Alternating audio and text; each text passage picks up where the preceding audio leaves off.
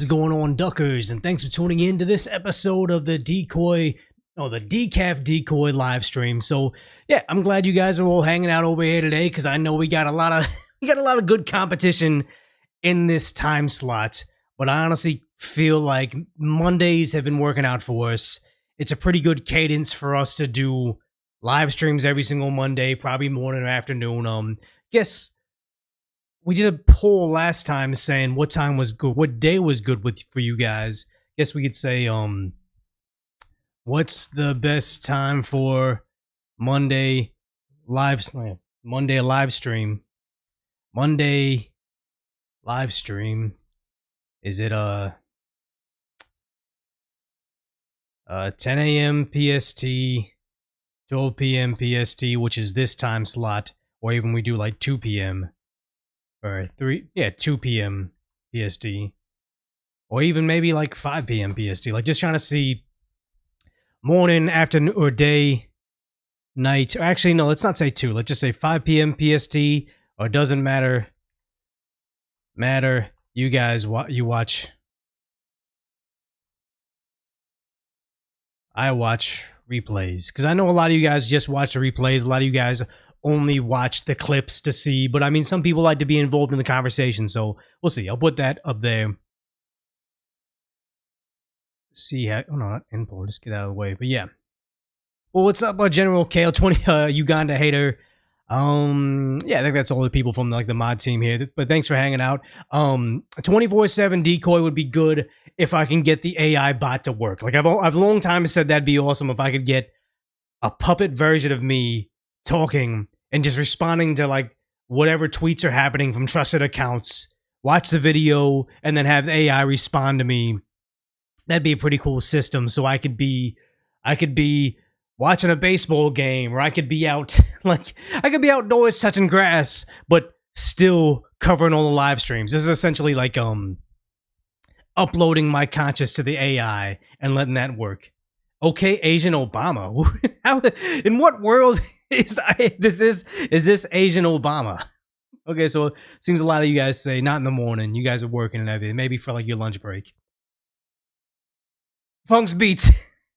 I just need to know, how is this? Okay, just jokes. I was like, how could I ever become Asian Obama? Oh, puppet. There it is. Okay, become the Asian Obama. That makes more sense. Okay, put that to live chat. I feel like just strap a GoPro 360 and live stream, go play in the grass. I honestly was asking Tectone recently, do I need to do live streams like that? Like, honestly, the only reason I knew about him is because I started watching Asmongold because Asmongold started watching me. And then I saw the Steak and Eggs podcast with Tectone, Asmongold, Amiru, and then there was other guys that were kind of cycling in there. But honestly, I like the idea that I could watch Tectone and Asmongold doing their live stream thing, and then all of a sudden they're like at IKEA shopping for furniture, and I was like, this kind of gives you a different way to connect with the creators and like rounds them out as people, kind of like regular guys. So I was like, do I need to do IRL stuff? And he said, probably not. Like, you know, just if I can do all my stuff just behind the desk at home, hanging out with my Dodger mini bat, this is kind of a good gig. I feel like there's a lot of journalists. Like, I don't consider myself a journalist. I consider myself an idiot, basically illiterate, but kind of using alliteration and rhyming and talking about stuff more like a bridge troll than a journalist. So I admire all the people that are actually out there. Like, you know, you have your Nick Sorter, your Savannah Hernandez, your I just know her, Olivia Scootercaster. I don't think that's her real name. Olivia Scootercaster. I know I'm forgetting other people. Oh no, Jonathan Show. The people that are actually out there doing stuff, I admire what they do, but honestly, it seems like a much more difficult job. So maybe I don't need to be out there. I don't need to be out there doing real work. Maybe I do. I don't know. Stop voting 12 p.m. people. You work a day job. I mean, it'd be nice if you have a day job where you can listen to this in the background and then actually watch it as a VOD, because like unlike Decoy Voice on Decaf Decoy, we're never gonna make these VODs. Like, we're not gonna put them behind a paywall. I was just trying to mess with the way Google works on the algorithm, so we'll see. But all journalists are bridge trolls. This may be true. This may be true. Does a cat bat come with? No, it doesn't come with those balls. I have some foam balls. I hit around here every now and then because it got some tall ceilings so I can play baseball indoors. But yeah, good. Dead man. I hope I'm making your workday go by faster. Like I know that I had employees at my old job that would just sit there and watch ABBA and preach all day. I think they're pretty good, and I like the idea that these guys both seem very classically Canadian liberal. I like listening to them because honestly, we're not going to agree with everything politically, but I think they have common sense, so I like watching them. But just the idea that, you know, my buddy getting through all his workday listening to ABBA and preach, I wish that I could provide that for people that are kind of are more aligned with, you know, my values. Okay, 3 a.m. over there. Wait, Ice Rise, where are you? It's 3 a.m. That's crazy. Yeah, good, General Kale. I make the workday fly for you. Be good. I like the idea that it's an intimate chat with like 140 concurrent viewers. Oh, you're in Taiwan. Cool. Good to hear you watching from over there. But I do miss having a chat that went by pretty fast because honestly, we're starting from scratch. I used to get like average 2,000 to 5,000, but you know, I guess maybe at some point in time we'll miss the days where we can have little conversations. Oh, so you guys are asking where I got this little mini arcade from. I would say this mini arcade, I just cannot recommend this mini arcade. Like, here it is. So I think it's cool. It's in the background. I can have it play different games like Streets of Rage, but I guess I'll turn the audio up and you guys can hear it. Can you hear it? Can you get it? It actually works. Can you hear it?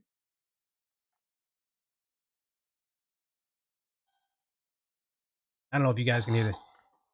But yeah, you can play games on it, but the controls suck. The audio sucks. Everything about this sucks. Yeah, you guys can't hear it. Okay, so everything about this arcade kind of sucks. Oh. Yeah, so I'm kicking. I'm doing my thing. I'm getting jumped. Whatever. So I reset it. The battery life isn't that great. The video game... Oh, what's up, Maybe Sunshine? The video game variety is kind of random, but it's cool to have in the background, and I just put some of those like In-N-Out Burger kid stickers in the background because I'll always support In-N-Out Burger for what they did during the lockdowns. If you guys don't know, in San Francisco, Governor Gavin Newsom tried to have them as their draconian enforcers of Newsom's rules. So Newsom wanted In-N-Out Burger when they finally opened after all the lockdowns to have their, not minimum wage employees, they're pretty well-paid employees, but their employees out there checking people's vaccine status. And In-N-Out Burger said, no, F you, we're not going to enforce that. So standing by their values, they got shut down. So I always support In-N-Out Burger, and hopefully you live near one and this is making you hungry for one, because I'll probably have one today. But yeah, no. This arcade's from Amazon. If you really want it, it's super cheap. I'm not going to use like a promo code or an affiliate link. If you want to get it, just like mini arcade system. But honestly, I cannot recommend it unless you have a podcast or a YouTube show where you just want to put it in the background so it can play stuff there. The Neapolitan shakes. Honestly, I'm not a big fan of those shakes. I think over there, I'm just a fan of the burgers. I am the ultimate fat kid when it comes to In-N-Out Burger because I don't like the fries there, but if you get the fries well done and you get the sides of spread, but also, this is the ultimate fat kid thing, you go to the grocery store and you buy yourself lemon pepper seasoning. So like, you know, lemon pepper wings or whatever, but you buy lemon pepper seasoning from home and you bring it there to put it on the fries, makes the fries delicious. Everybody will look at you like, who is this fat ass that brings his own seasoning? It's not the hors d'oeuvres. What is hors d'oeuvres? I don't even know. What is a la carte? I don't know all these words. I worked at restaurants almost my entire life. But if you bring your own seasoning, you seem fat, but it's delicious. It's the only way. Condiments? I feel like condiments are like ketchup and mustard in the spread. Yeah, lemon pepper is fire. It's the only way I can personally enjoy In-N-Out Burger. That's the only way for me. You can find portable arcade games in the Santee Alley. I know I could find good arcade systems. Like, I have so much dead space back here. Like, all I got is, my... how do I point? I have my Dodger Funko Pop Championships behind my Celtic Funko Pop Championships. Got a Scorpion motorcycle helmet, some YouTube awards, some Gundams, some books, some toys. I had a lot of basketballs. A 3D printed Squirtle that a buddy had printed out for me. He's pretty cool. And Jeff Dye G.I. Joe poster. He's a great comedian. If you haven't watched him yet, you should see him. He's on tour everywhere. You really got to see him. If you enjoy my humor, he's going to be like 20 tiers above what I can do. But I have lots of empty space over here. I'd like to actually have like a full arcade system back there of something playing in the background. That'd be awesome. But yeah, I don't think I have the money for a full arcade console because those things are kind of expensive. Yeah, I got a couple Gundams over there just from like blind boxes and things. I'm a degenerate gambler, so if there's a blind box, I'll purchase it knowing 90% of the time I'm gonna get something that I throw away. All right. What's in the safe, brother? Yeah, you know what it is. I feel like YouTube doesn't want you to acknowledge, but you know what's in that safe. Good safe. It's a fingerprint safe, but honestly, it's not the most accurate fingerprint safe. Like, oftentimes I'll just punch in my combination. Like, if someone's breaking into my home, I'm not relying on that fingerprint system, so I can't really recommend that particular safe. Not that. Yeah, and here's the thing. The waving saying some Cali legal things. Yeah, unfortunately, that's what it is. Nothing cool. Everything I want is not allowed. I really wanted a honey badger, but apparently, like, I don't know the intricate parts of the rules. I'm sure, like, T-Rex arms that don't be able to tell me, but to my understanding, I could not have one of those in California. So if I ever end up in Texas, that's probably one of the first things I'm going to purchase. Yeah, a symbiote in the safe. I wish I had that.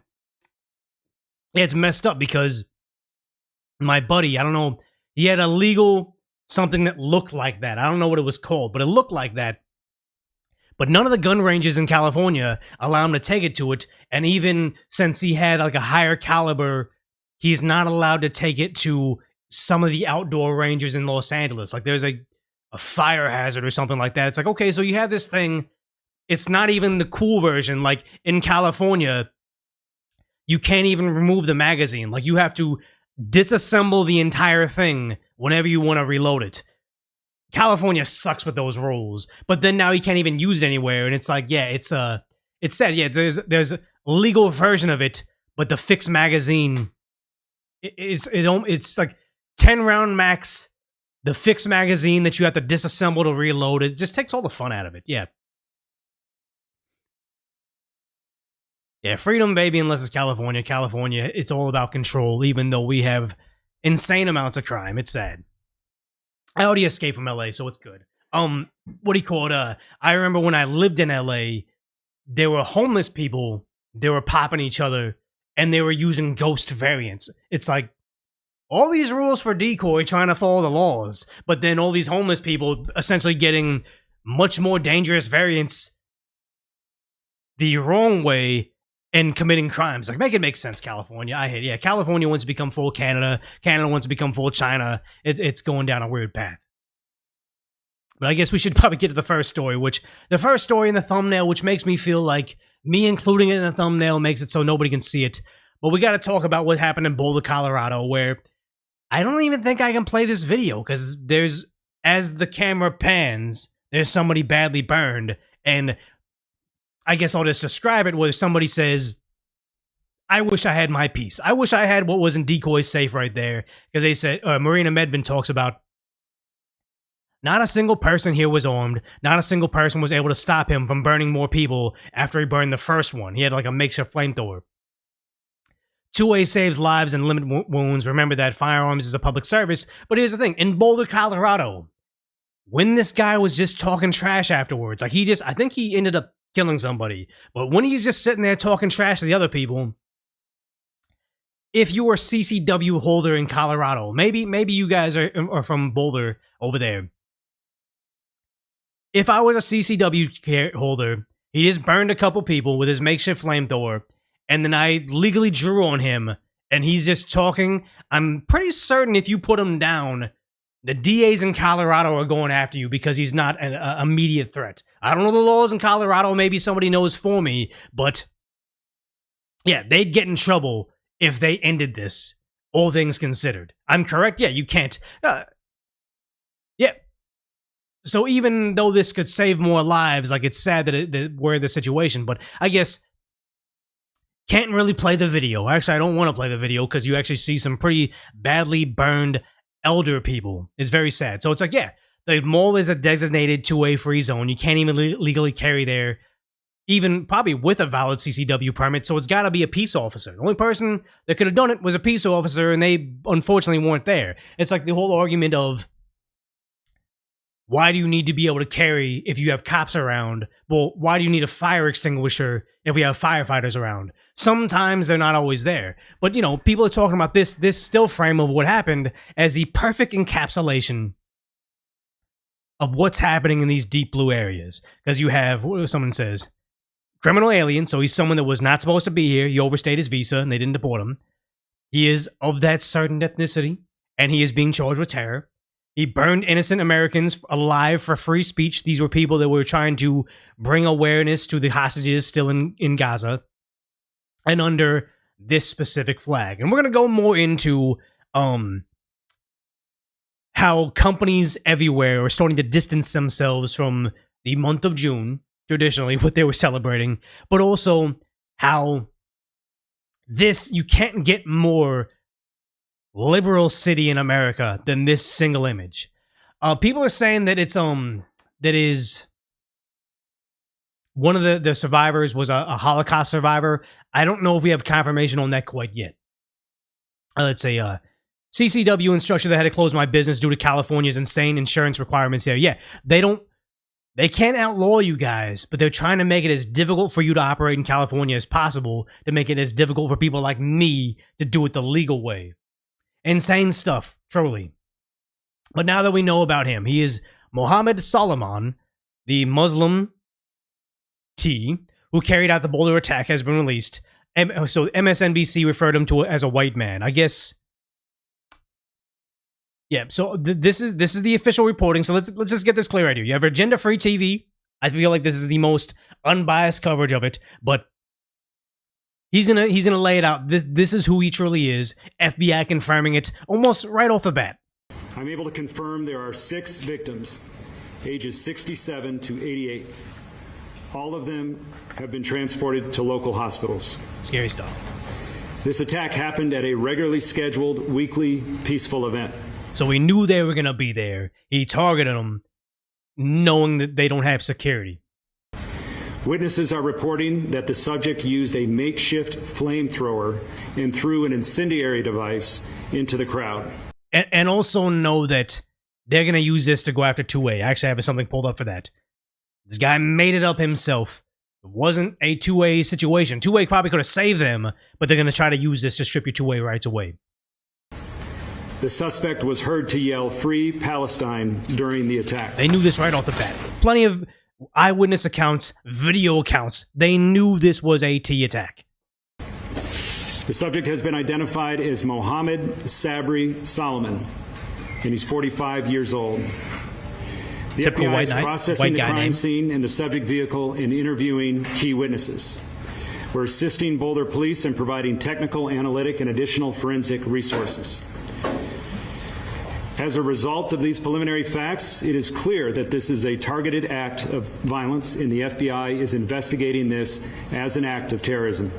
They knew right off the bat. Right off the bat, he's chanting this. They know his name. No reason to try to play the old games where they're like, oh, okay, unknown male, or fire attacks somebody. Not a person attacking, just a fire, a vehicle. But look at MSNBC. What's the timestamp? I think I saw a timestamp. 5:02 Mountain Time. Oh, I guess this is after, but I know from the video, the initial video, not even the FBI, but there's video of him saying it, there's video eyewitnesses talking about it, but then you had MSNBC seeing the videos of the guy, obviously not a white man, saying this. As far as the investigation itself, we're still trying to verify and confirm some video, but it appears... So confirming the video. They've seen the video. To show a significant portion of the incident as it happened. There's an individual that's taken into custody. He's a white male. Whether or not that's the person that police ultimately arrested and will ultimately charge in this crime, a bit of a question at this time, but that's just what we've seen so far. Already trying to run the narrative. Because remember, last video we tried to cover how over in what city was that in? This was in the UK? I almost forget already. But the vehicle that struck all the people celebrating the soccer victory. This is a different incident regarding soccer, but we covered that last week. And then once they found out it was white male, they started plastering that everywhere. This, they're just, Liverpool, UK. They're trying to make you think it's this thing before they know. Actually, they do know. They're just trying to mislead you. Because you see this over here. The police chief, the Boulder police chief, I guess he, in 2024, said he's going to make policing more equitable and effective. So you already know the direction they're going over there. But he's saying it's not an act of terror. He's shouting, "Free Palpatine." He's going after one specific religion of people at a protest that he knew it was going to be there.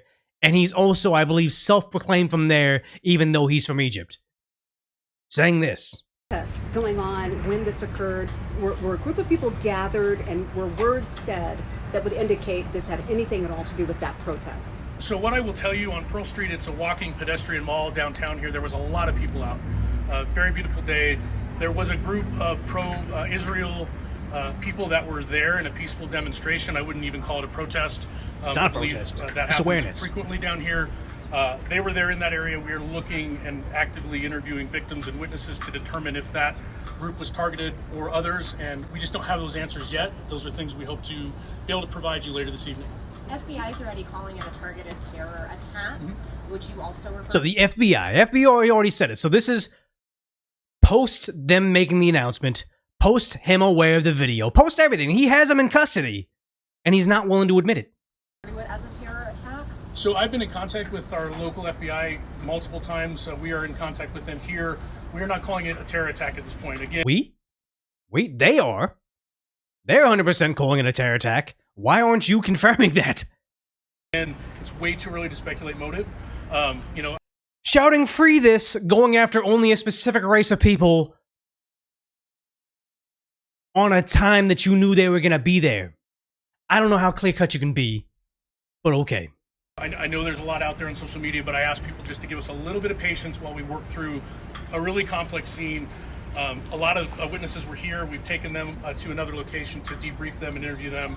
As we do, Debrief that. Remember what happened with the Carmelo Anthony incident, where the father came out saying, "Don't make it about race, don't make it about race." And it was like almost verbatim what another person's family member said after their child. I believe it was the same thing.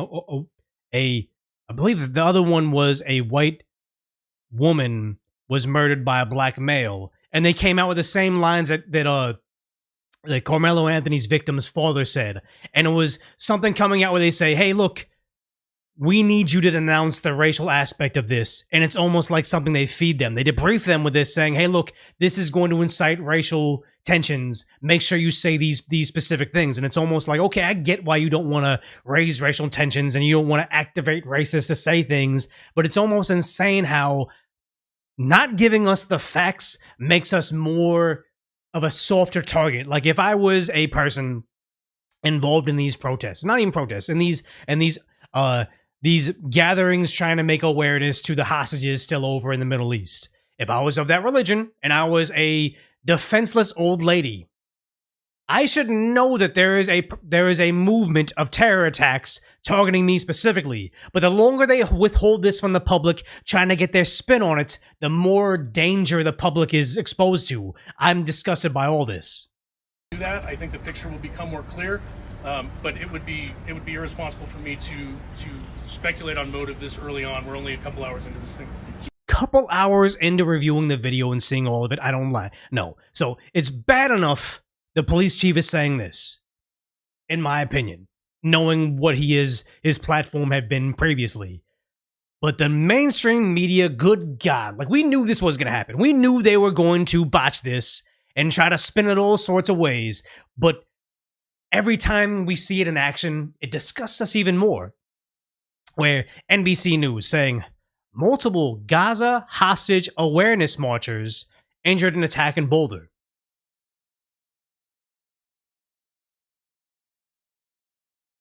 Injured in attack?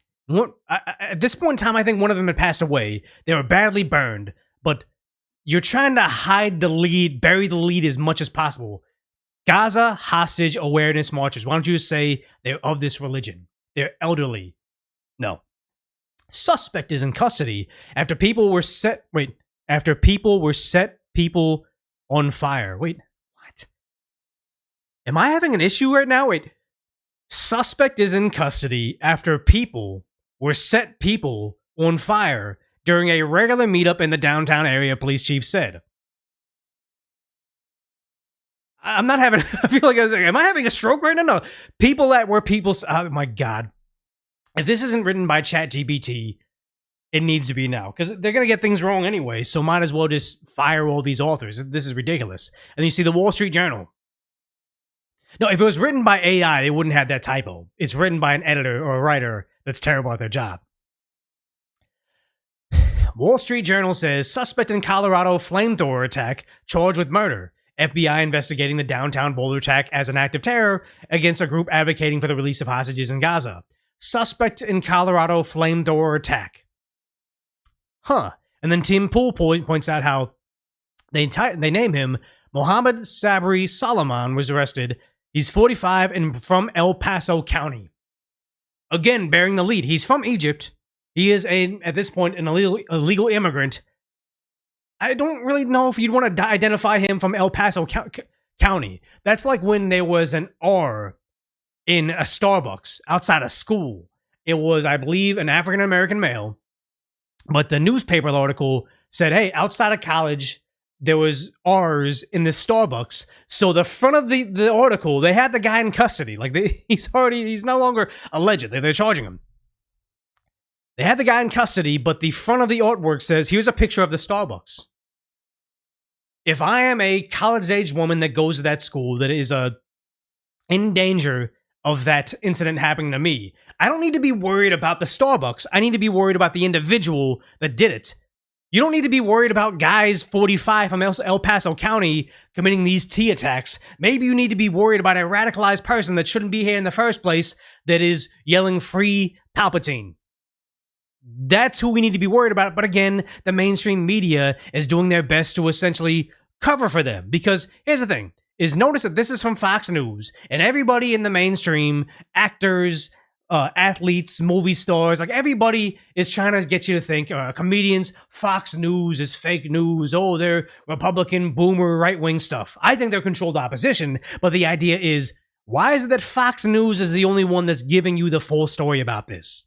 And Paul, you have talked tonight quite a lot about wanting to know about who this individual is, what about his travel, what about his background. And we can break to our viewers now, per 3 senior DHS and ICE sources to Fox, according to our colleague Bill Malugin doing some great work. Bill Malugin is like the best Fox News reporter out there. Just know, without Bill Malugin, you would not know all the things happening over in, I believe, Eagle Pass. Maybe I'm getting incorrect, but I believe Eagle Pass over in Texas, where the Biden administration didn't want to say the border was wide open.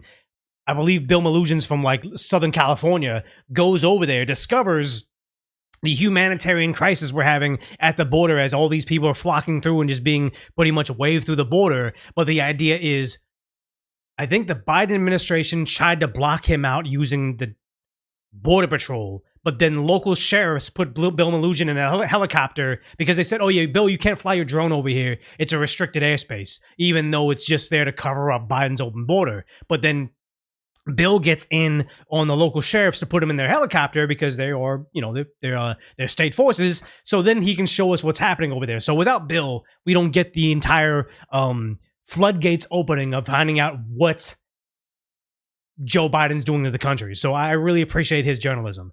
Fox News, hit and miss. Bill Malugin, pretty great.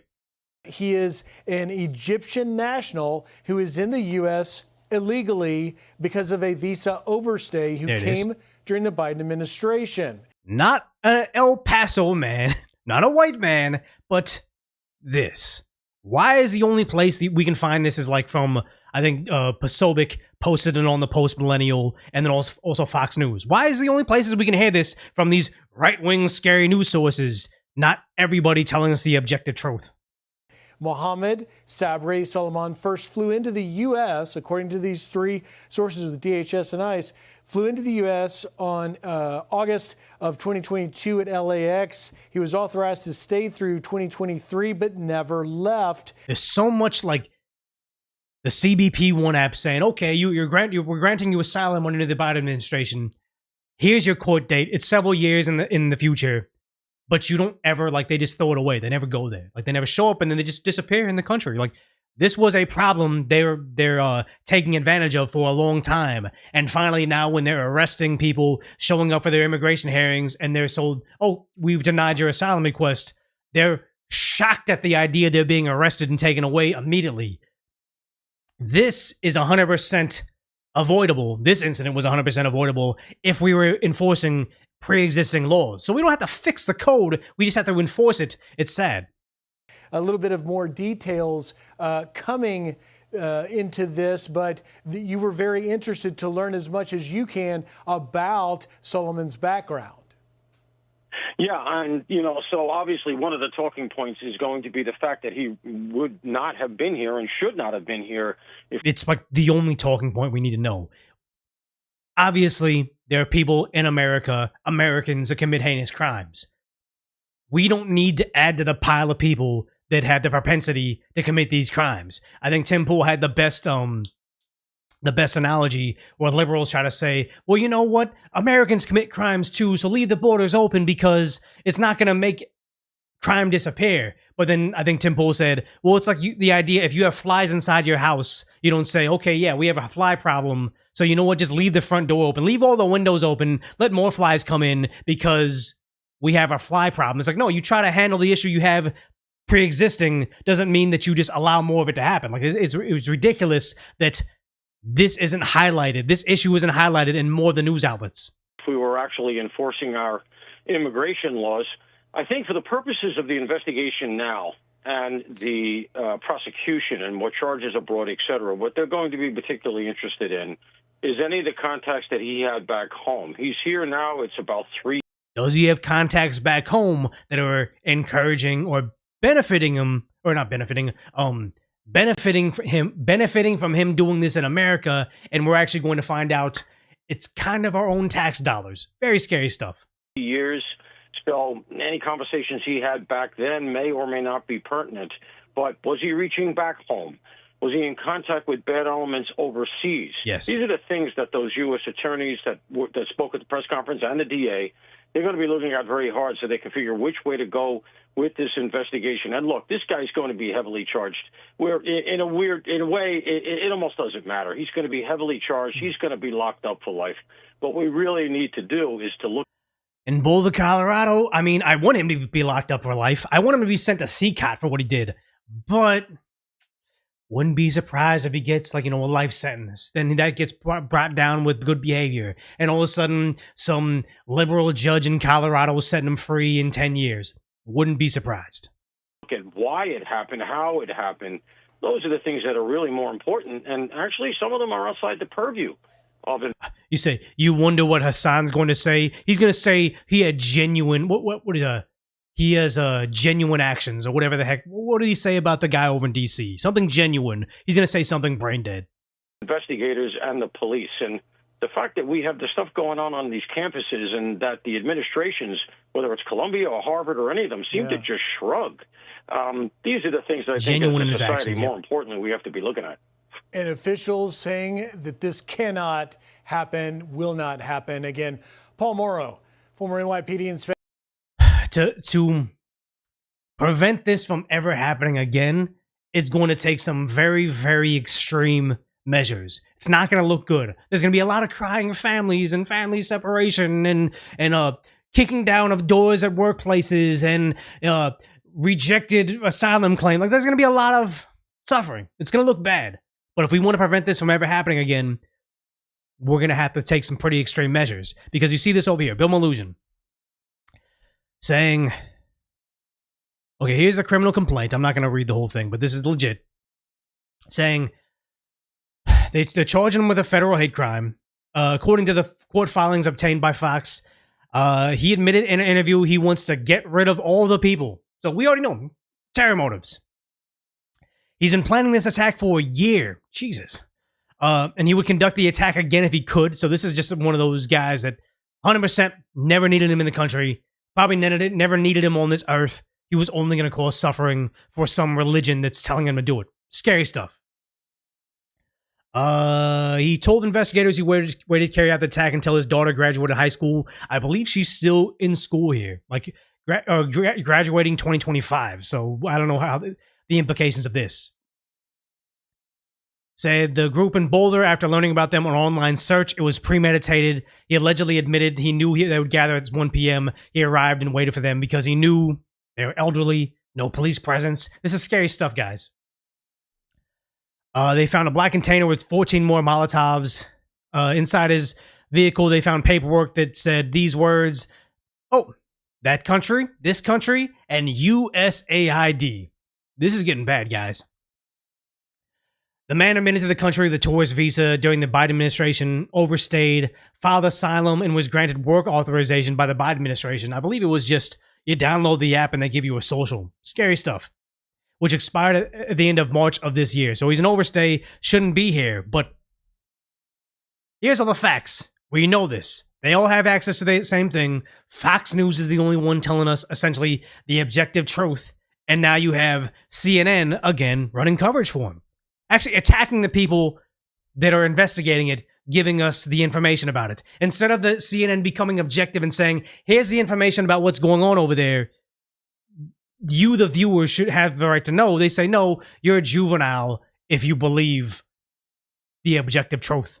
Says we don't have 2 + 2 = 4 yet. In other words, this is obviously an anti-Semitic attack and the victims were obviously part of that group. Yes. Therefore, we're not calling it terrorism. It adds a lot of, it's not good for the community. It's not good for the potentially targeted community. It makes law enforcement. It's not good for the potentially targeted community to know that USAID is potentially paying for people that do this, that have been planning this, that Biden had let in and Biden had let stay. It's not good for the targeted community. I'm telling you right now, if it was Koreans, they're going after Koreans. And there was a large group of people coming after them, online hate forums, saying these things, have a top 5 streamer on Twitch encouraging it and saying they're genuine with their actions when they go after Korean people. I think I would want to know to tell sister, grandmother, everybody to be aware. Hey, look, they're coming after you. Maybe this is some more precautions you should take. But here they are saying, hey, look, this is inconvenient for our narrative, what we've been pushing for the last 4 years. It's not good for you guys to know about it as well. Don't let us know about the problems that we created. Look disorganized, and it makes the FBI look so juvenile. The FBI is so juvenile because they're going after people committing terror attacks and not grandmothers that went to the Capitol on 1/6, waving around American flags, being led in by the coppers and walking within the red velvet ropes. It's juvenile when they protect the Americans. It's patriotic when they go after J6ers. Crazy. Like, why are you getting ahead of the police? She's a senior national security analyst. All these titles at CNN are useless now, worthless. Like this takes away whatever little credibility they had left. Chief, who says, I don't know what this is. It sounds, maybe it is what we all think it is, but maybe it is what all the evidence points to. I don't know, but if you say that and it goes against our political narrative, you are juvenile. It's not. Whatever happened to trust the experts? What happened, CNN? They're not Dr. Fauci? They don't coincide with what your $1 billion ad spend is telling you? They're no longer experts? Don't trust them? And he has no incentive to get it wrong. So we're going to take a step back. not be responsive to tweets CNN has the ultimate incentive to get it wrong. They constantly get it wrong. Yeah. by two heads of the FBI who don't have a long history in local law enforcement, and we will wait and hope it isn't what we all worry it is. And if it is, then there'll be an investigation. But that's like nothing I'd ever seen before.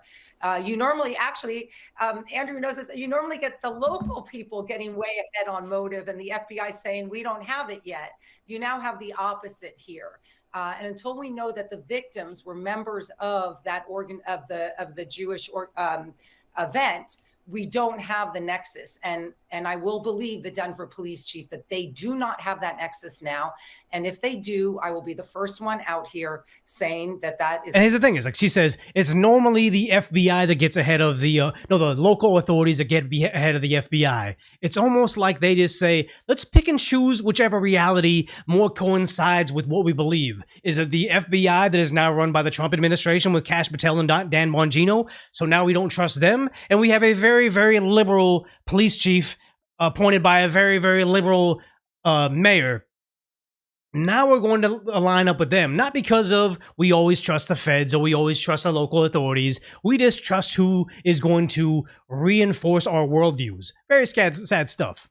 It's a hate crime. But until we do, we all need to not follow the FBI's tweets. Okay. Don't listen to the FBI, guys. Don't trust the experts anymore because this is nuts. And here's the thing: is you have Representative Jamie Raskin. This name keeps on popping up. I don't trust him at all. But now they're trying to make this about 2A. Ironically, 2A could have saved them from much suffering and possible death. But now they're trying to make this guy that made up a makeshift flamethrower to harm Americans that shouldn't have been here in the first place. They're trying to say, okay, you know what? Democrats dropped the ball. Joe Biden made this possible, but let's go ahead and disarm more Americans. That's a solution, guys.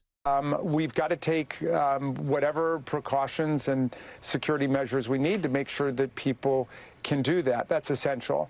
But there's been a lot of violence in our society recently, as we saw in Washington. Now we're seeing in Colorado. But 2 crimes against these same people. And take notice. This is CNN. This is MSNBC.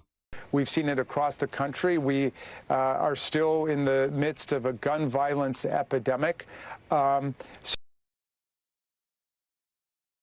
What are you doing? What are you doing here? What's going on?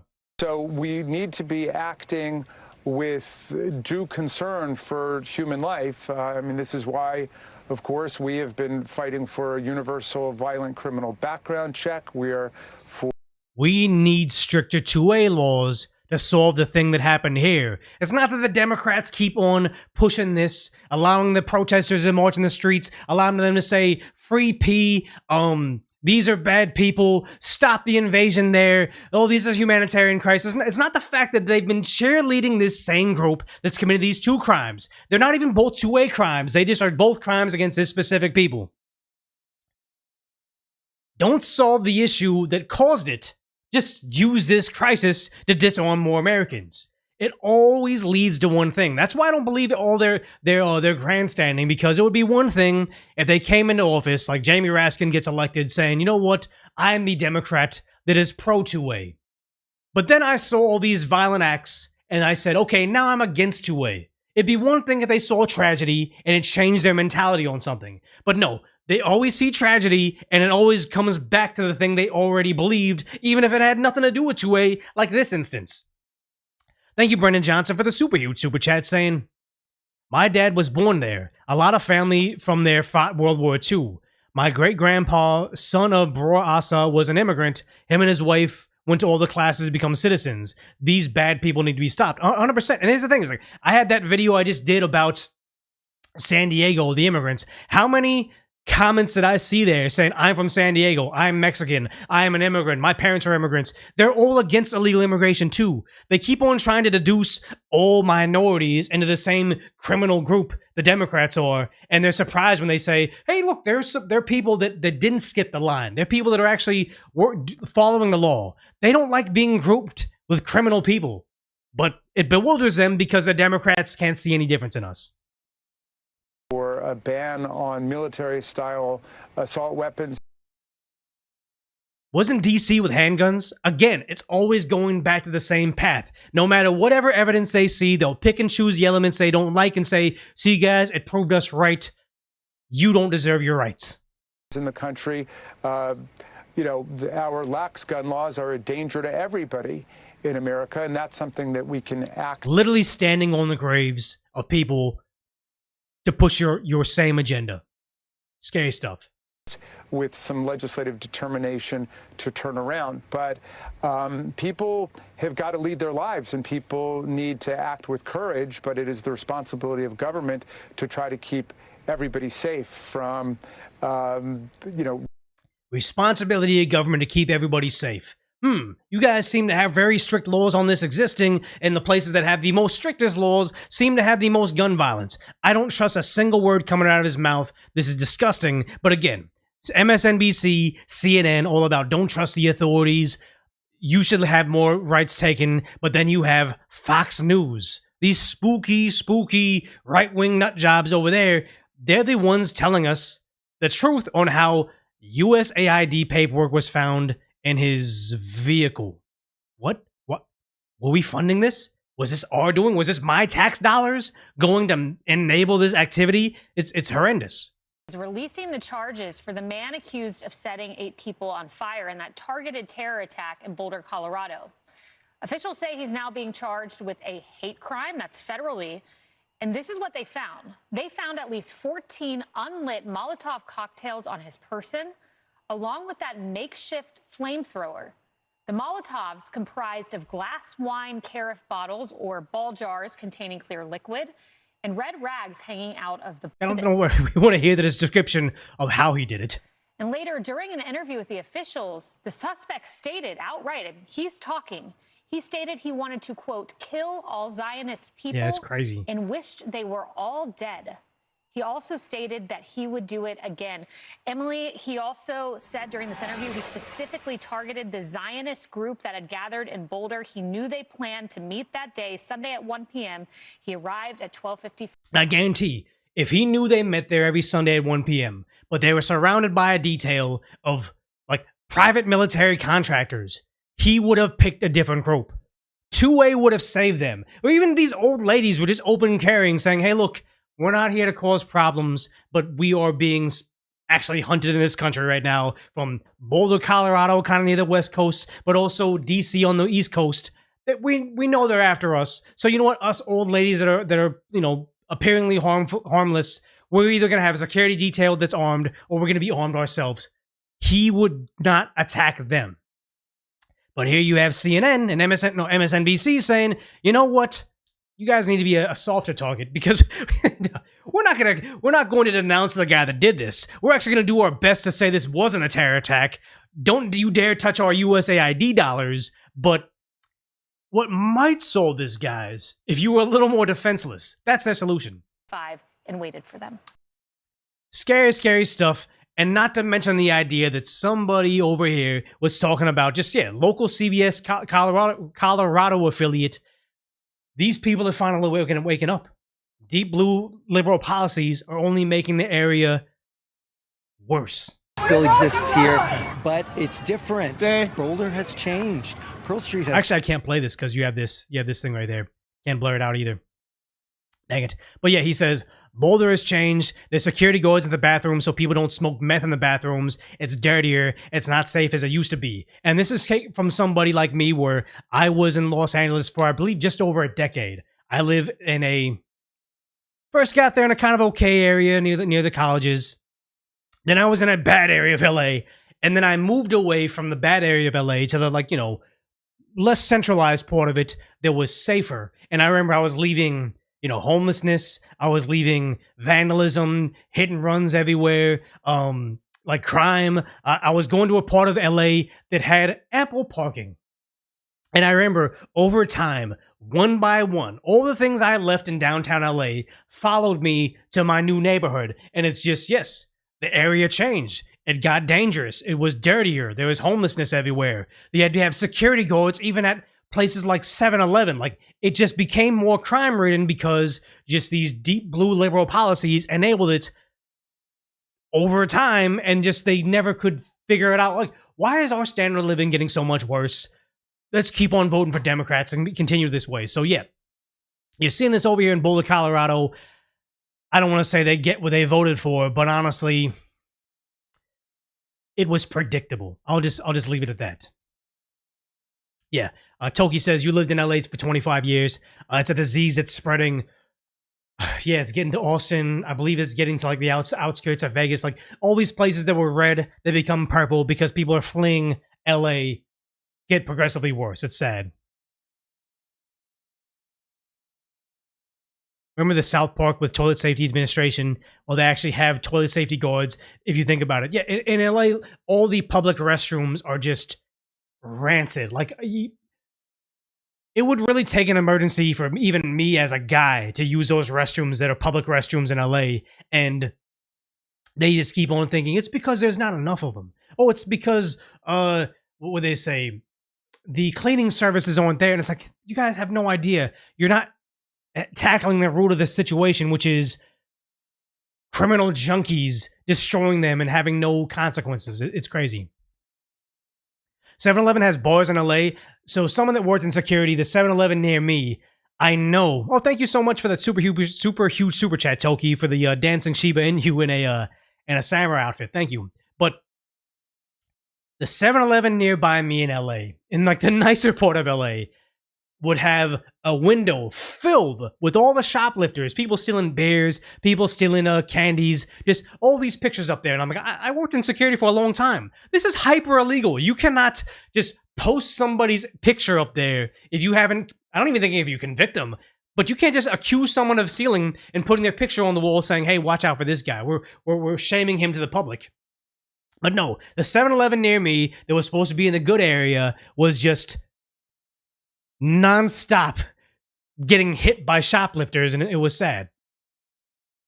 Yeah, shoplifting increased. What's happening in this country, in deep blue areas of the country, they essentially decriminalized property crimes because they thought, you know what, we don't want our jails overfilled with peaceful criminals, so let's go ahead and just make it legalized. We're not going to punish you if you get caught stealing, but let's go ahead and raise the threshold for grand theft from like $450 to $950, so even if you get arrested for grand theft at $950, it's now a felony, but you know what? Let's just go ahead and cut you a deal, knock it down to a misdemeanor. Oh, these are nonviolent offenses. Let's just go ahead and waive that misdemeanor, stay out of trouble, but never giving them a criminal record. Property crimes got decriminalized in Los Angeles for such a long time that criminals figured it out and then just decided to ransack the state. It's sad. I should get super tips. They only take 10% instead of the 30. I know you can do like Streamlabs and they only take like 30%, but honestly, it's you guys don't have to support me through super chats. I mean, if you want to highlight a comment, just go ahead and do like $1. I'll read all of them anyway. But no, the ads are what's paying the bills. And honestly, you guys have been pretty cool about on Decoy Voice. I read today's video is brought to you by this. Nobody seems to be tripping that hard, so it's like, that's what pays a bill, so I appreciate it. Yeah. Yeah. You listen to Adam Carolla every day for 10 years. You feel like you're from LA.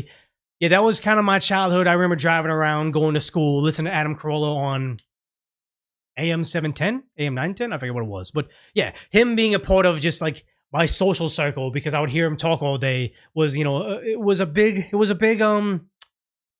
moment in time. Too bad the guy turned out to be an asshole, but whatever. Yeah. Thank you. Get your bag, bro. I feel like most people, when they see me doing ads for like a specific mobile game, that was like my I'm a YouTuber moment. People I've never seen before, like, oh, Decoy's a sellout. He's doing this very specific paid heroes game. Paid heroes game. Like all the YouTubers do it. I almost did it as like a thing where I'm like, okay, cool. Now I'm an official YouTuber. You can get the bag. Yeah, real supporters don't care. They know that I'm doing this full time now. They notice that, what is it, on Decoy Voice? I'm doing like videos essentially every day now, and they're like 8 minutes plus. They know I do this full time. I can't have a regular job, so it's like they appreciate it. Boogie Rat with a super chat saying, I was walking. Oh, wait, you did a walking tour of LA? That's crazy. Before in our restroom stop before. there was a homeless guy drying his butt with a hand dryer blower, foulest smell ever. Yeah, no, they don't care. And it's not even about like, hey, I'm trying to clean myself. I'm just trying to live my life. No, the homeless there are just trying to make your life as uncomfortable as possible because they know you can't stop them. Because they know if we get in a fist fight, I'm going to get dirty. I'm going to get my hands scraped up.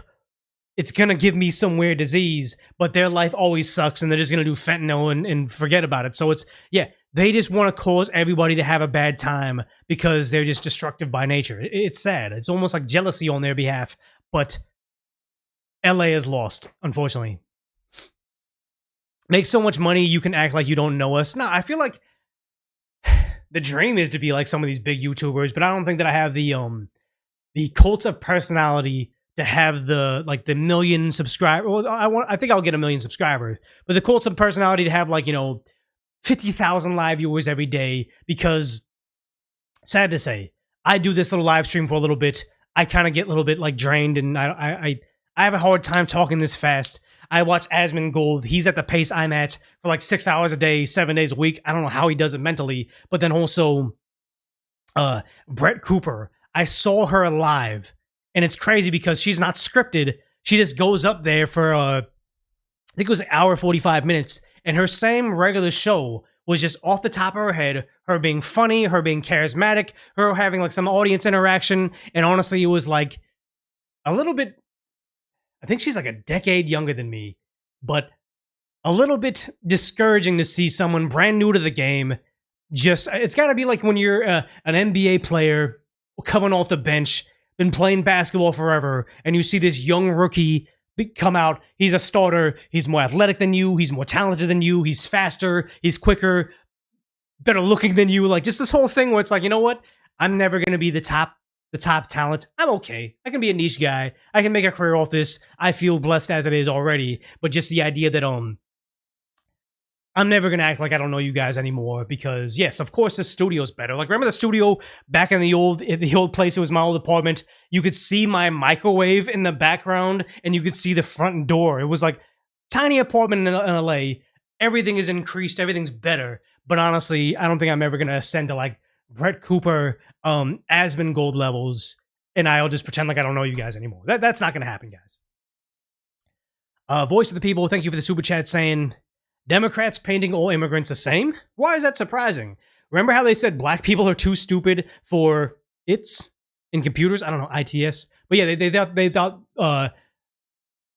who was it? Was it Kathy Hochul, the governor of New York City, or no, sorry, New York State, saying some black people don't know how to use a computer. They don't know what a computer is. They don't know how to log on the internet, let alone know what a computer is. That is the most insulting, soft bigotry of low expectations I've heard ever, and yet the Democrats over there still hold in more than 60% of the black vote. They literally think you're too stupid in 2024 at the time to know what a computer is. It's who they are. It's built into them. It's built into them. It's sad. Thank you, Kine Nuna, saying for the super chat of 119. Let's just pretend that's $119. I don't know what NOK is. What is NOK? But saying, Mr. Humble Decoy, love your content. You got your own domain and you are owning it. Yeah, that's what I kind of feel like. I'm in my own corner. Wait, so Asmon said he'd help me? That's awesome if he said he'd help me. I reached out to him because he said about multi-streaming, because he's doing the Kick thing. But honestly, the more I watched his rant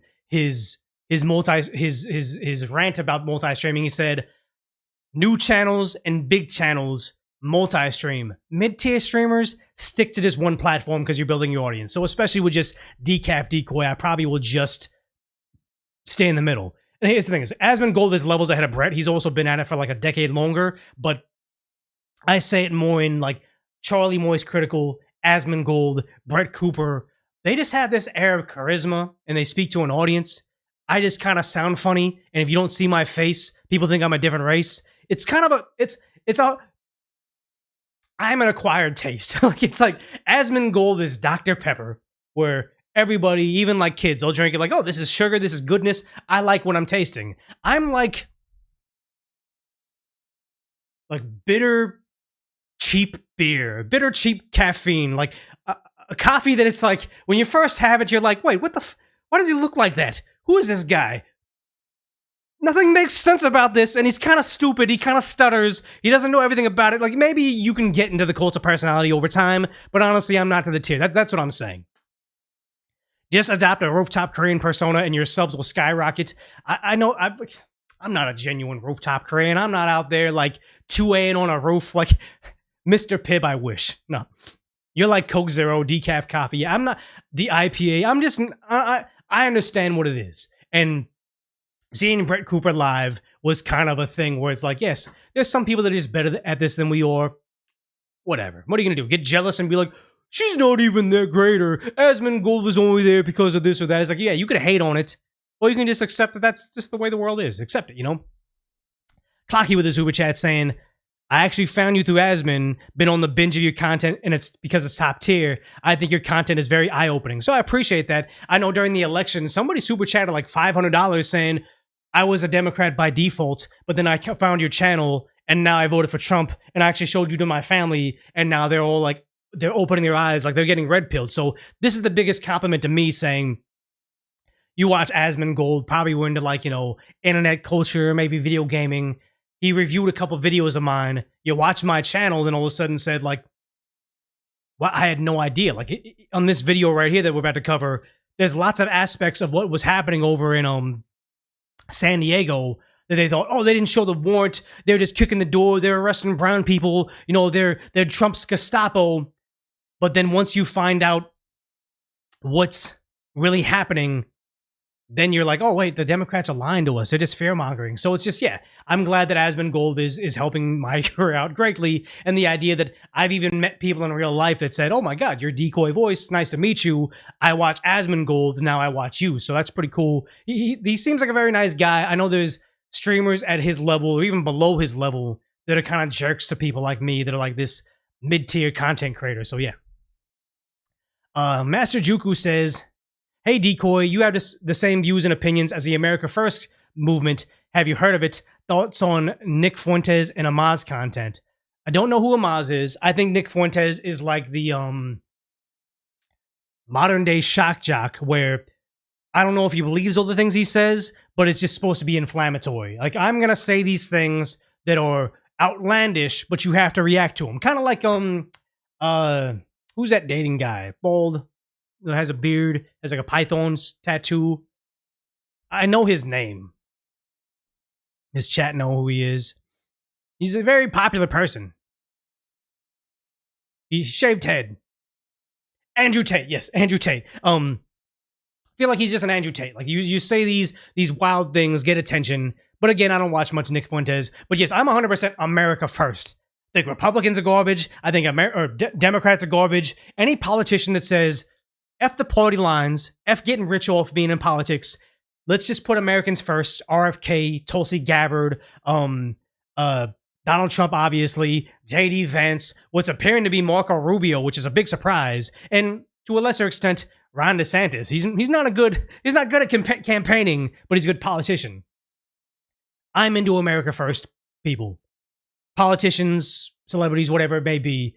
Whoever's America First, I'm on their side. That's what I'm in. So thank you, Master Jukum. You wish you could forget Andrew Tate's name? Yeah, when I was a manager of, like, you know, whatever, regular job, I had a lot of 18 to 25-year-old male employees. Some of those guys actually paid money to be in like Andrew Tate's inner circle. Like they paid money to be his student. Terrifying stuff, guys. Terrifying stuff. So we get over here. Next topic is I covered the video about the immigration in customs enforcement over in San Diego. The locals got really angry at them, throwing bottles at them. I believe someone tried to throw a nail under the tire, and that other idiot suggested that you bring wire cutters on you so you can vandalize the ICE vehicles. Nut jobs, all of them. But you're seeing this over here. I also covered how, I guess I can kind of pull up the part of the video, is Jerry Nadler? Where is he? Jerry Nadler. Allegedly, Jerry Nadler's employee got arrested for allegedly harboring an illegal immigrant, but apparently it wasn't that. They were battering federal officers as they were conducting an investigation. Congressman, you have a situation you're also dealing with that I wanted to ask you about, of course. I'm going to play the video that we have obtained for our viewers while I describe the situation. This happened last week. Federal officers with DHS were seen going into your district office in New York. They handcuffed and detained one of your aides for a period of time. And according to DHS in the statement that they put out, it says that the agents entered because they were told protesters were in your... The thing that I don't like about this is that judge that got arrested is actually being charged for saying, these are my judicial chambers. You can't come in here and get this illegal immigrant. This is my office. I'm a congressman. It's like, I thought all these federal buildings are public buildings. Like, doesn't the public own them? Yes, it's your private quarters, but it's not your home. They can serve a warrant and go in there, but they just think they have this weird amount of immunity that's slowly disappearing. Your office, and that they were concerned for the safety of your staff. When they arrived, the quote from DHS is, one individual became verbally confrontational and physically blocked access to the office. That's not good. And the person was detained so the officers could conduct their check and then were released. What is your view of what happened? Well, my view of what happened is outrageous. My first concern was for the safety of my staff member, and I didn't say anything. I decided to speak out after the DHS released their misleading and frankly lying story about what happened.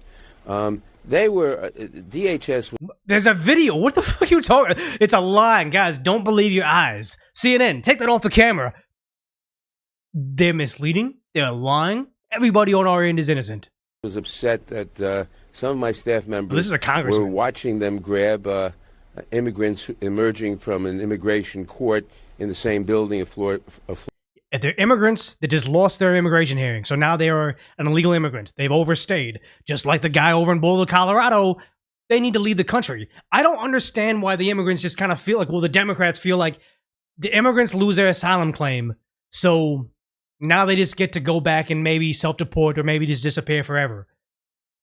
I don't know. If you are in court and you lose your trial, you don't just get to walk home. They say, okay, look, you are now illegally here. You need to go to jail. You immediately go to jail. Why wouldn't they immediately get deported? This is ridiculous that they're surprised at that. Brandon Johnson says, Fuentes is a very evil man. He was telling people how to change their genders without the help of a doctor. He was on Project Cafe. I was not aware of that, but that sounds terrifying. Were below, and they were upset that my staff invited some of the observers up to my office. Observers, or were they people that ICE was looking for? I don't know, but just they literally think they're above the law. Oh my God, we're with Representative Nadler. You can't touch us. Like, this is crazy. They then came up to the office and demanded entrance. One of my staff members said, you can't come in here, you need a warrant. They said, no, we don't need a warrant, which is incorrect. Maybe they don't. I don't trust you at all.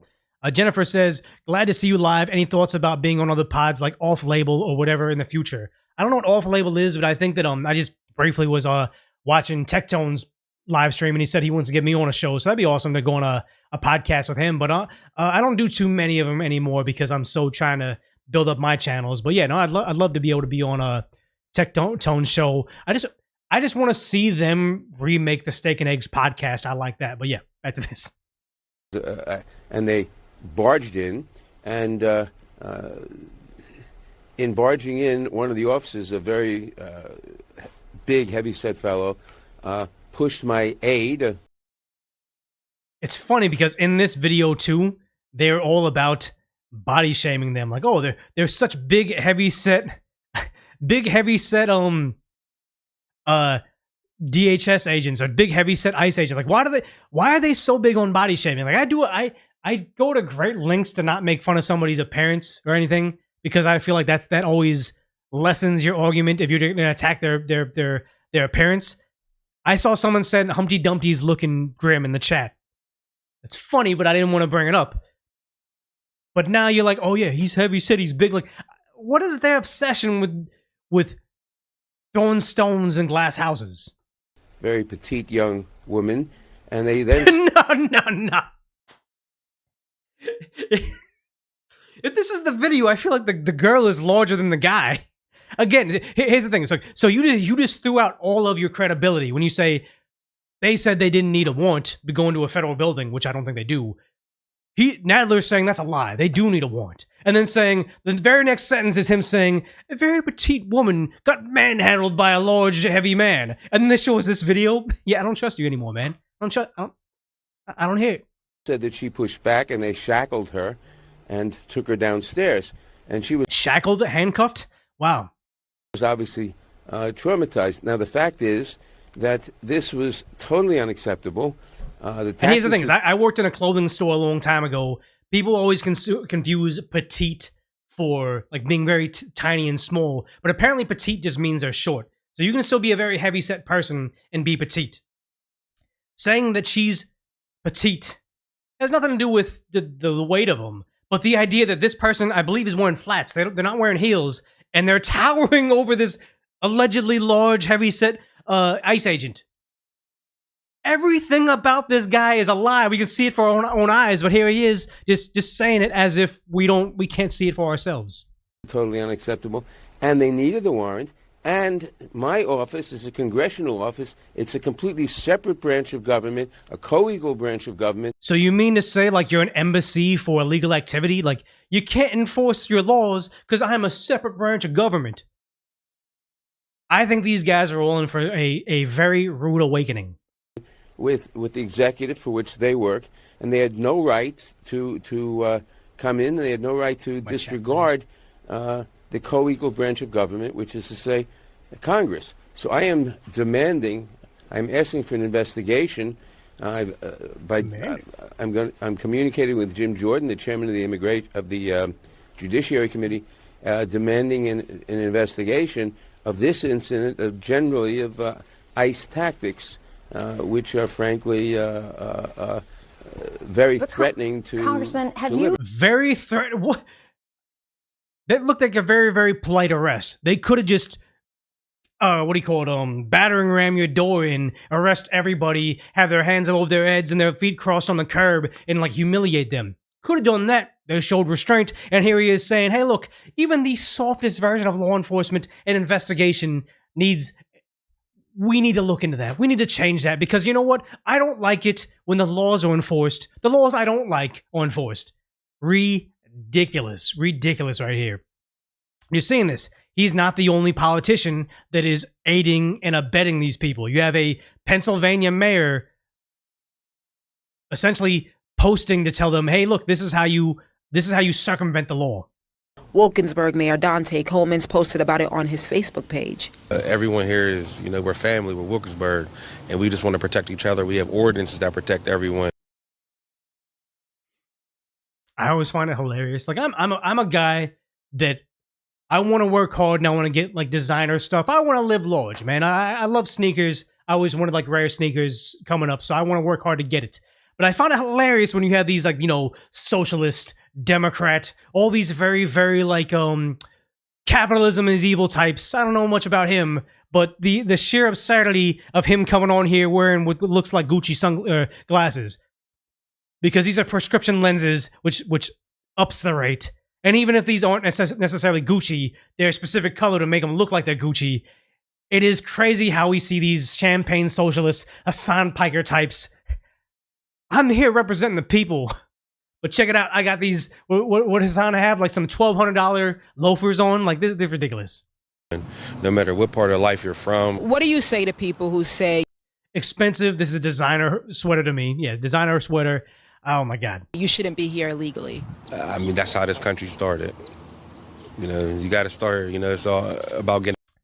Comparing people coming here by airplane, getting an EBT card, getting free health care to the people that sailed in over on the Mayflower, that fought the Indians, that built houses with their hands and feet, that built roads, that had no social safety net. There was no Medicare to the original immigrants that got here. To compare the two of them just makes me know you're an idiot. Like, anything coming out of his mouth, I just know he's stupid. Oh, his smug laughter. Well, that's how this country was founded.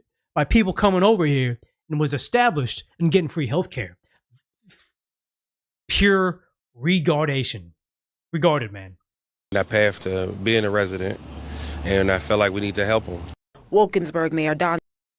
You commit a felony. I think these guys are all gonna go down fast, because you see this over here, saying ICE needs release body cam footage.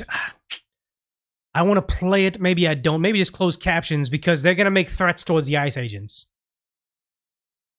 saying, "Come on, what are you doing?" They're arresting somebody illegally, and again, they keep on trying to conflate. They're coming after people.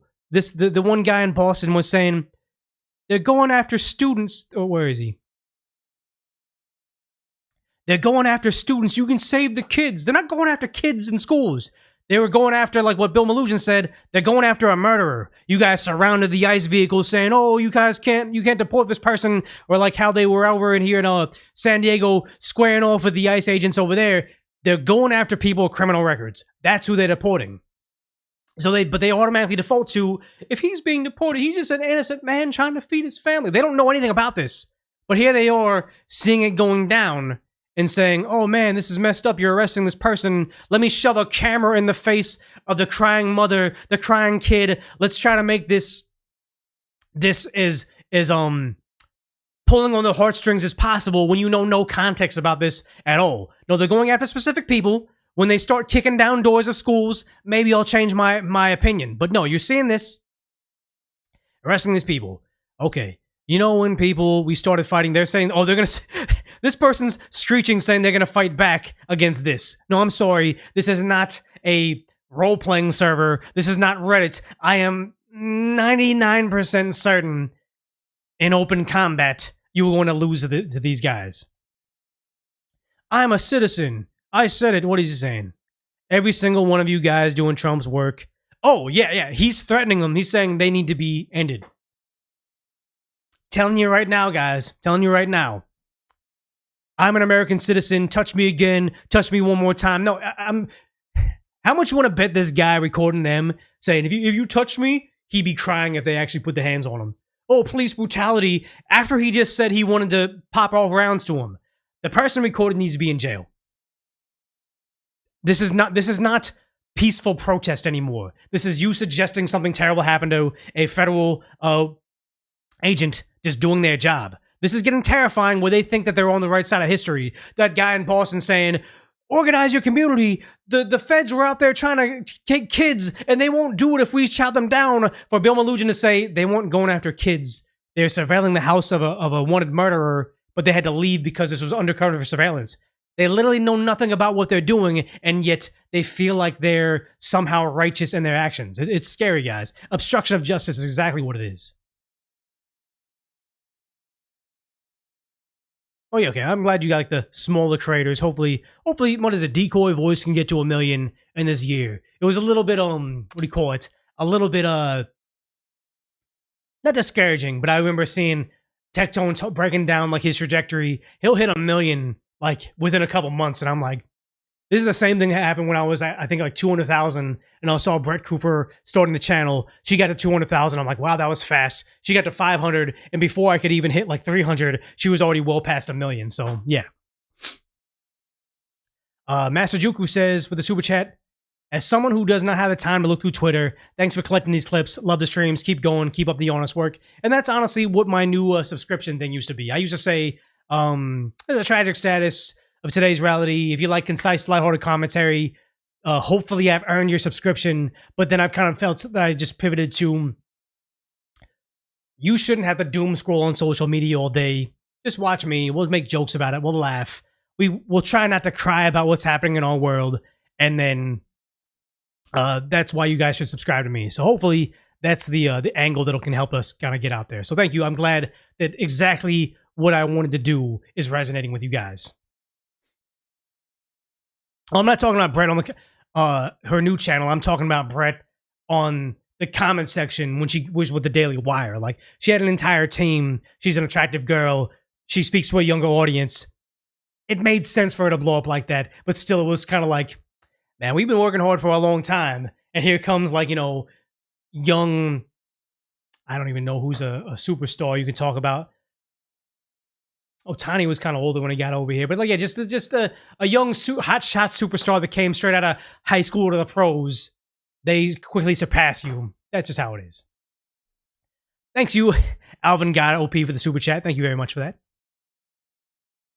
I had a couple more topics. We've been going for a long time. I feel like this one will be DMCA'd. So, okay, you guys say you don't care when the live streams are, you just watch the replays. Speaking from the people that are here live, for you to say you mainly watch replays is kind of a good sign to say that you guys don't care about what time I go live. Let's go ahead and play. We'll watch this Joe Rogan thing because even though he strikes it down, I want to play it. Tyler Geis for the super chat saying, playing catch up on the stream on my way home from work. You and Fleckers are the top tier for lighthearted delivery of dark times. Okay, thank you very much for that.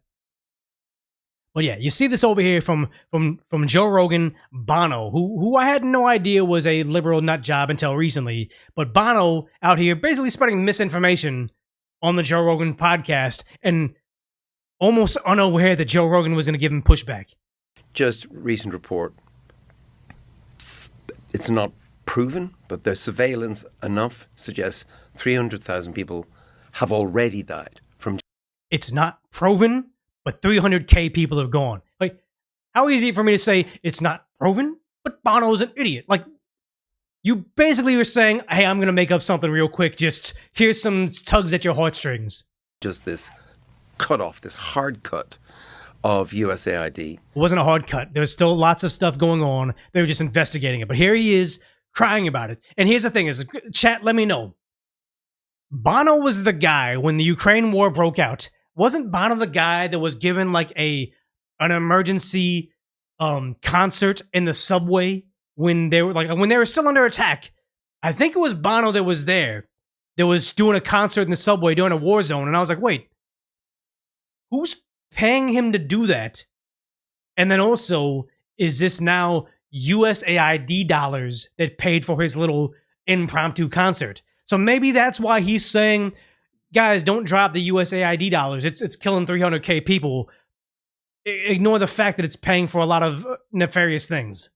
So there's food rotting in boats, in warehouses. If this was happening, people would be posting pictures. We'd see videos. We'd see Democrats crying their eyes out at all this food rotting in warehouses and on boats.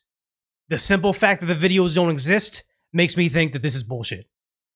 There is this will fuck you off. This will scare you.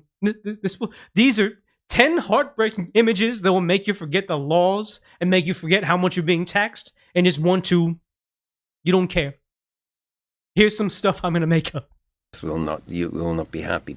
No American will, but there is. No. I'm not happy that my tax dollars funded, what was it, Iraqi Sesame Street or Afghanistan? One of those Sesame Streets. No, I'm not okay with my money funding that. That's what I'm concerned about. I think it's 50,000 tons of food that are stored in Djibouti, South Africa, Dubai, and wait for it, Houston, Texas. And that is rotting rather than going to Gaza, rather than going to Sudan. It's crazy because it's like I have a friend that's from Nigeria, talked about how, yes, we give all this aid to African countries. The food gets put in warehouses. The shady politicians hoard it for themselves and then sell it at exorbitant rates. Like, the insane thing is they keep on talking about, we send all these goodwill. Like, didn't we just see video in Gaza of the citizens finding the food that we're sending over there as humanitarian aid and then them opening fire on them as they discover, hey, we're starving, give us a food, but they would rather make a profit off of our goodwill.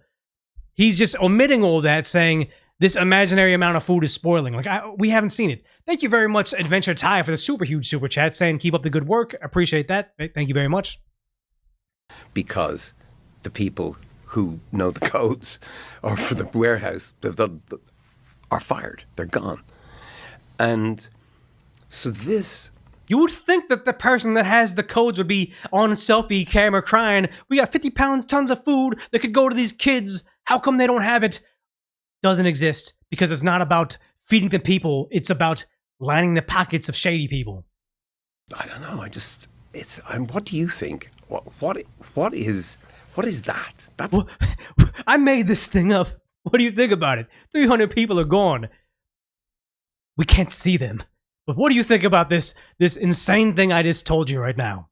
That's not America, is it? Well, they're throwing the baby out with the bathwater. Right. Right. This is the problem. The problem is, for sure, there have been a lot of organizations that do tremendous good all throughout the world. If they had it, they'd show us. I believe it's all. I'm baby with the bathwater party saying I don't think there was a single thing in USAID that was doing what it was intended to do. I think it was all shady. Get rid of all of it. Just dismantle it. Start from scratch. Also, for sure, it was a money laundering operation. For sure, there was no oversight. For sure, billions of dollars are missing. In fact, trillions that are unaccounted for, that were sent off into various... They don't even know where because there's no receipts. Yes. The way Elon Musk described it, he said if any of this was done by a public company, the company would be delisted and the executives would be in prison. Yes. But in the United States, this is standard. When Biden left office, when it was clear that Trump won, in the 73 days, they spent $93 billion from the Department of Energy on just radical loans, just throwing money. And it's crazy how this has been happening in just the time where Trump was elected. He's president elect and Biden's still in office. Imagine all the millions of dollars they're spending in the 4 years he was in office. Imagine all the millions of dollars they're spending when Trump was in office the first time and he wasn't really savvy to how the administration was largely against him. Into places. Right. And there's no oversight, no receipts. None. Like the whole thing is, there's a lot of fraud, a lot of money laundering. And good on him. Oh, 300 people died. Joe Rogan echoed this sentiment, but here it is. It's just more of that BS, more of that nonsense. Like they keep on saying the same stuff, fear-mongering. The big, beautiful bill that just helps Americans, no tax on tips, no tax on overtime. They're like, no, people are going to die. Like, we're not falling for this anymore because you said it. Your boy who cried wolf, you're doing it too often. Trump's one big ugly bill narrowly escaped the House of Representatives, and we're going to continue to press our case across the country, partner with Senate Democrats in making clear to the American people the type of damage that this bill would do if it... I saw on Reddit they said once he passes the big, beautiful bill, he will be able to cancel elections in perpetuity. Nowhere in that does it say that. It's just like the don't say gay bill. It's not a large text. You can read it. It never says don't say gay. It just says, hey, if a teacher has a private conversation with a student about adult stuff, you got to inform the parent. That's it. It's the parental rights and education bill. That's all it is. We have a huge problem with them doing bad things in school. This addresses it in Florida. But somehow they just, in their self-snitching minds, they said, you know what, that bill is don't say gay. It's going to attack the community. You keep on misrepresenting stuff. It's red-pilling people left and right. We don't believe you. Ever became law. This bill actually hurts everyday Americans in order to reward billionaires. It would strip away... You keep on saying that, but it's not true. Thank you, Savage Sweetheart, for the super chat saying, I live in Illinois. It's as bad as New York and California. They just passed a $55 billion budget with, of course, a pay raise. We have Jabba the Hutt as governor. I don't even know who's the governor of Illinois. I know the mayor of Chicago. I forget his name. I can picture him. He's a black guy with the gray beard and like the mohawk. But yeah, no, Illinois is a lost cause. I feel bad for everybody over there. Oh, is it Prisker? Prisker, there it is. Brandon Johnson's the Chicago mayor. Prisker is the governor, yeah. Approximately 14 million Americans, premiums, co-pays, and deductibles for tens of millions more will go up. Actually, if it ever were to be implemented into law, hospitals will close, nursing homes will shut down, and people will literally die. At the same time... 300,000 starve. People will die. Like, they keep on fear-mongering on this stuff, just like they say Trump will get us into World War III. The gas prices will skyrocket. Egg prices will skyrocket. Cost of living will be there. They're going to start outlawing certain marriages. Like, they keep on saying these things that will happen. They never happen. People lived under a Trump administration before. We're not buying it anymore. You guys are ineffective. You have nothing to offer the American people, and yet fear-mongering is what got them in this situation. But they're trying to use fear-mongering to get themselves out. this bill represents the largest cut to nutritional assistance in American. Nutritional, talking about SNAP benefits that give people access to Coca-Cola. That's the American Heart Association said Coca-Cola is an essential food group in the food pyramid. No, we need to dismantle all of it. It's not working. I've seen the insane food hauls on the internet of people on food stamps getting all this food that I could never afford as like a starving college kid. Food stamps are broken. I used to live by a shady Food for Less where at any given time you could walk through the parking lot and you'd have some junkie saying, hey, buy my food stamp card off me. You'll get $40 if you give me $20 cash. Or they, at worst, they'd go into Food for Less, buy all this water, bottled water, pour it out in the parking lot, and go behind the Food for Less and sell it for pennies on $1 in recycling so they can buy their junk. SNAP benefits are broken. EBT is broken. Get rid of all of it, guys. History. It takes food out of the mouths of children, seniors, Kids. and veterans, and all of the kids, the veterans, the fuck out of here saying, oh my God, now we think of the veterans. Homeless veterans are getting the short end of the stick everywhere, and yet you are the party that is largely against them and about shuffling first minorities and now immigrants before them in terms of housing, in terms of government assistance. Shut up with that. How dare you do this? This is ridiculous. All of this is being done in order to enact massive tax breaks for their. Here's the thing, KRG, disabled white man here, got snapped for 3 months. They gave you $23 a month. Imagine if you were an illegal immigrant family, nothing verified, the thousands of dollars you would have received. Billionaire donors like Elon Musk, and then they want to stick the American people with the bill increase. Stick the bit. We're shutting things down. We're not paying for stuff. That's what you're talking about. The debt by more than $5 trillion. So Cutting USD's bad, USAID's bad, but cutting SNAP benefits and Medicaid, that's... No, cutting USAID is bad, but cutting Medicaid and all this is bad in a different way. I don't even think he believes what he's saying. Expect that you'll see strong Democratic opposition in the Senate, just like there was strong Democratic opposition in the House, and the bill just narrowly escaped the House of Representatives. Here's the thing, is like, yeah, we'll see strong opposition because your only platform is we're against Donald Trump. You guys are losing everywhere. We're going to get into that briefly, but you're losing everywhere, so I don't think you're going to be able to resist the same way you think you are. And then, let's see, CNN, preemptively, yes, they're blaming us for the Medicaid fiasco. They're blaming us for USAID and kids starving. Now they're blaming us for things that haven't even happened yet. You don't know if it's going to happen, but we know it's Donald Trump's fault. Not the Democrats that have been in office for 12 of the last 16 years. Donald Trump, the 4 years he was in office, it was constantly being impeached, and also the months that Trump's been in office. If there's hurricanes coming up, it's his fault. Hurricane season has officially kicked off, but we are now seeing cuts at FEMA. We are seeing cuts at NOAA. And notably... So these were the Doge cuts, which we've talked about a lot, right? Doge cuts, the residual exiting. of that. Craig, Did they really replace... Who was that? The girl that had the same haircut? Joy Reid. Did they really replace Joy Reid with, like, a G League Joy Reid? Like, they really went out there and tried to find the exact same person to say the exact same things. Probably at a cheaper price. Messed up. A former leader of FEMA over the weekend, warning in the... Yeah. Oh, so now they care about hurricanes. They don't care about the hurricane that hit... Oh, my God. Why can't... South Carolina? Am I getting that wrong? I think it was South Carolina. Yeah, now they care. Yeah, Joy Reid from Timu. This is sad. Press that he has concerns that this is going to be alike in North Carolina, to 2005, notably the year of Katrina, because of essentially the brain drain at FEMA and the folks that have knowledge of how to navigate these disasters. Yeah, if all these organizations could not help North Carolina, throw them all out. There's people still without power. There was you seeing the recovery in the Pacific Palisades where the Army Corps of Engineers were supposed to go in there and get rid of all the debris and the rubble. Now you're having private contractors go to where the citizens could not re-enter their burnt down rubble of a home until the Army Corps of Engineers first checked it out. So they're severely delayed as to when they can go and start rebuilding. And once they get there, the contractors are discovering the Army Corps of Engineers didn't dismantle all the rubble. They just buried large portions of concrete and just moved on. So the government people got paid first. You had the Army Corps of Engineers. You had all these people from the federal government getting 5-star hotels to respond to this. And then they didn't even do the job. They're saying hurricanes will be worse because of Donald Trump.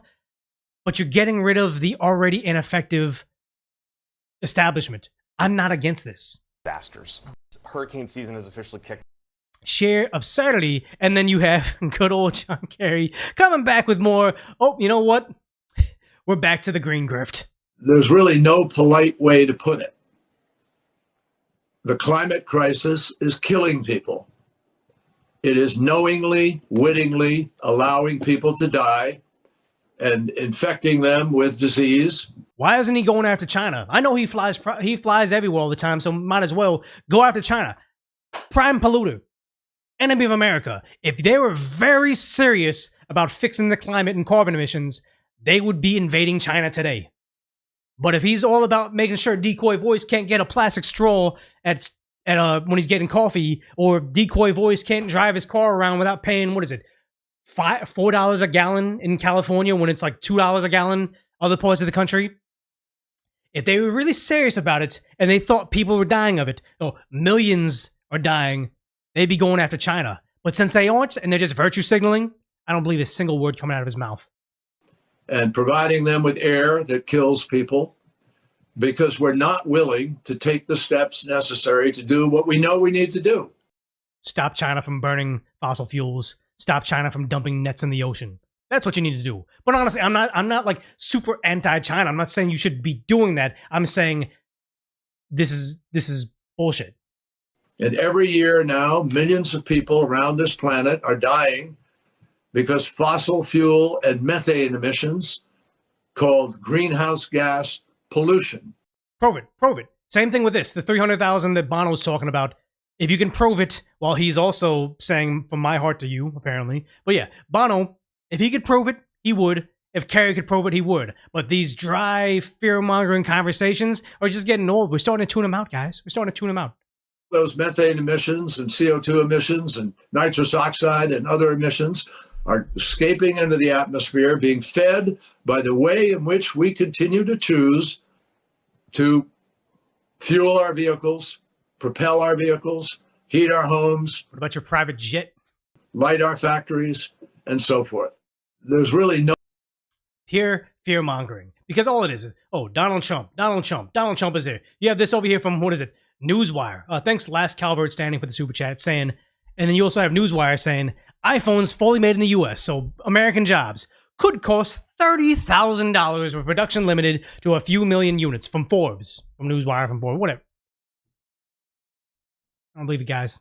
I don't believe it. You're just making stuff up. 30,000, 300,000, millions. People will die. Like, think time's running up. Because even CNN has to admit the Democrats are far behind, and we now know why. They don't stand for anything other than lies, and Donald Trump is bad.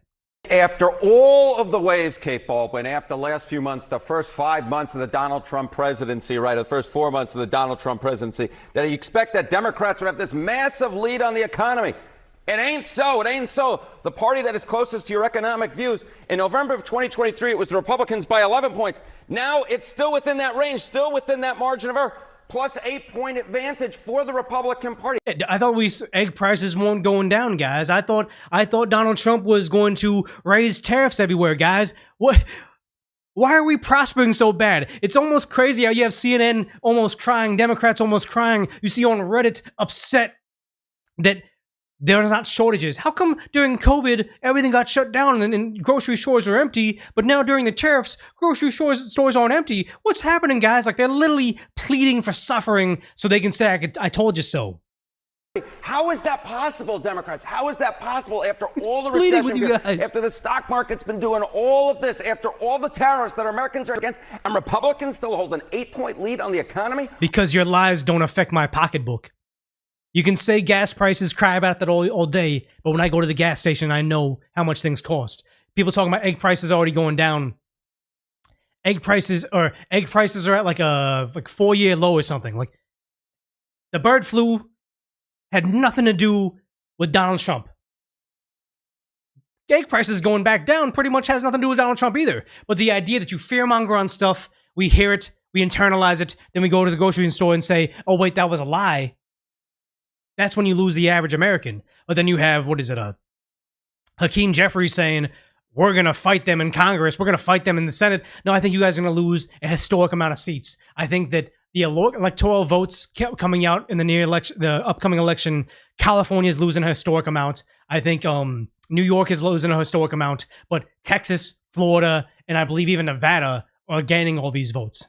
Are you kidding me? If it was just this one CNN poll, that would be one thing. But take a look at Reuters Ipsos. What do we see here? So CNN is almost hiding how bad it is. With a better economic plan. Well, in May of 2024, just before Donald Trump was reelected president, Republicans had a 9-point advantage. Look at where we are now in May of 2025. The advantage actually went up.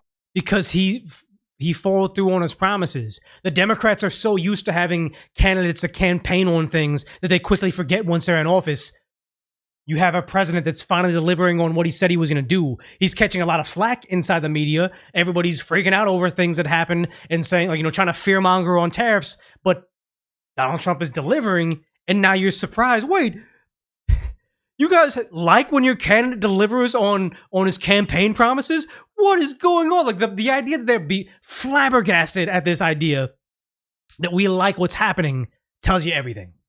By 3 points. Now Republicans have a 12-point advantage when it comes to the party with a better economic plan. And again, this is after months of supposed economic uncertainty, in which the stock market's been going bonkers, in which the tariff wars that Americans are against have been going on. No.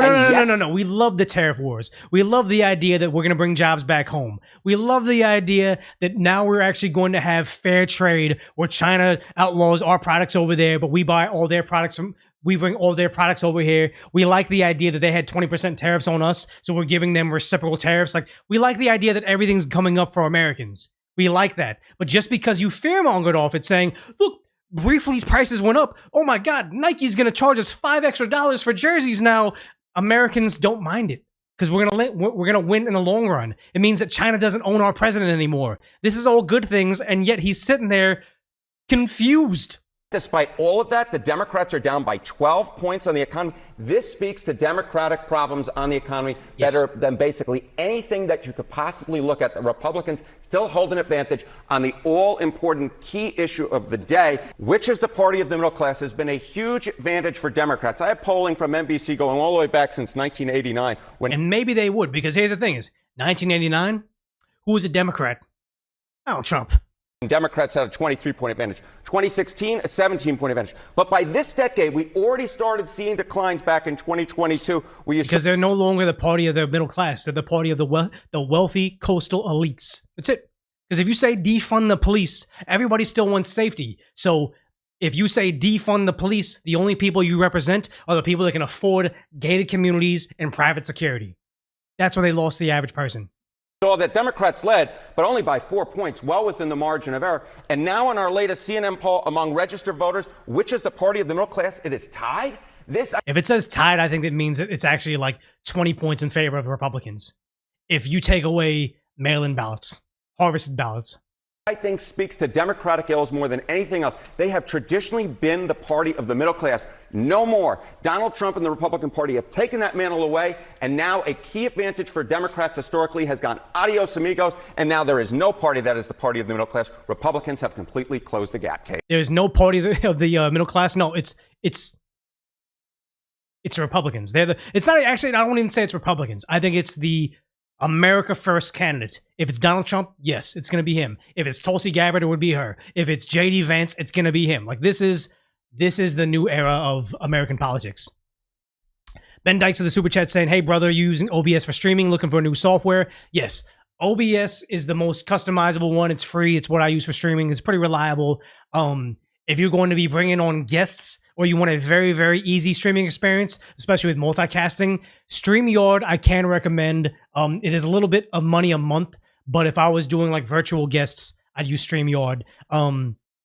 If I end up doing multicasting in the future, I think that people were telling me Restream.io, I'd probably do that. But as Asmongold said, new streamers, multi-stream, established streamers, multi-stream, up-and-comers, stick to one platform. So I'll probably stick to one platform for now.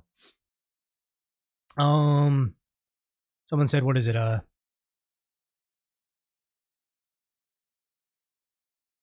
forget. But yeah. It's the idea that it's Republicans. They are now the party of the commoners. Oh, someone said, I regret not voting for Donald Trump harder. The craziest part about this is the Democrats, if they had any amount of foresight, they would have known to let Donald Trump win in 2016. 2020. Because if Donald Trump wins in 2020, still has the same garbage cabinet, still has Mike Pence, but allowing Biden to fall asleep at the wheel for 2020 to 2024 made the country more Republican. They got to see the alternative. They got to see the country thrive under Donald Trump before COVID and then fall under Joe Biden in his administration. Getting Donald Trump feeling ousted by his party was able to come back and select J.D. Vance, I believe by the suggestion of Donald Trump Jr. The Republicans before this did not have a bench, just like the Democrats don't have a bench. Like, they don't know who the next superstar is. Pete Buttigieg growing a beard, that's not going to win. AOC with a contradictory in the party that actually hates her, and the idea that she doesn't address anybody in her actual in her constituents in her district. AOC's not winning. J.D. Vance is a superstar. Quite frankly, I don't care, Margaret. Just want him 2028, in my opinion. Marco Rubio, like someone that we all kind of thought was a rhino, him becoming Secretary of State and just going scorched earth on every task he's given. J.D. Vance, Marco Rubio sounds great.